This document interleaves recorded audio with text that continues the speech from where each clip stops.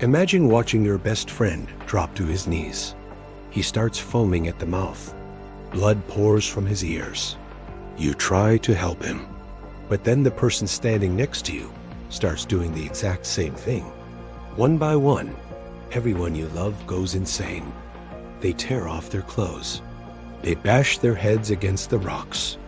And you are the only one left standing. This isn't a zombie movie. This happened in real life.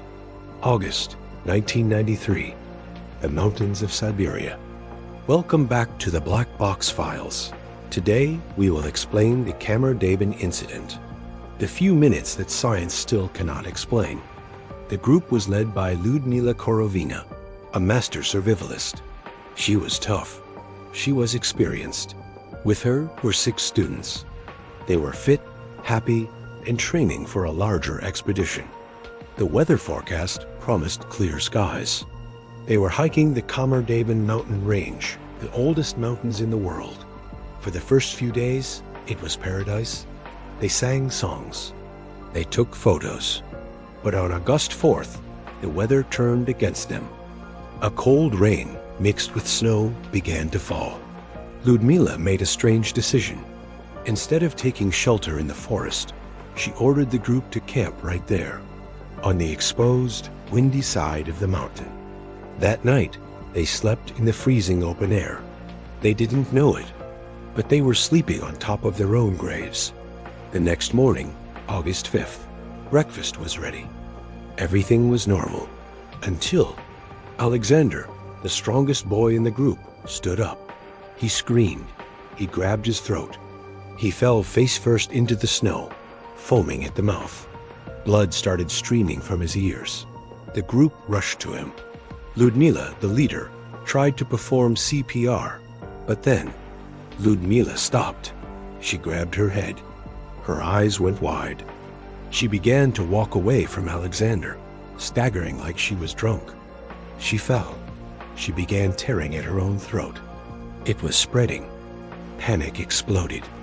Tatiana began bashing her head against a rock. Victoria and Timur ran into the distance, tearing their clothes off despite the freezing cold. In less than 10 minutes, 6 people were dead or dying in the snow. Only one person remained, 17-year-old Valentina. She stood in the center of the apocalypse. She looked at her friends, who were now monsters, and she did the only thing she could do. She ran. Valentina ran down the mountain until her legs gave out. She hid in the forest for days. She survived on river water and fear. When rescuers finally found her, she was holding a small dried flower in her hand. She couldn't speak. When the police retrieved the bodies, the autopsy results were baffling. Signs of hypothermia and protein deficiency. But that doesn't explain the bleeding. It doesn't explain the madness. So what killed the hikers of Khamar Daban?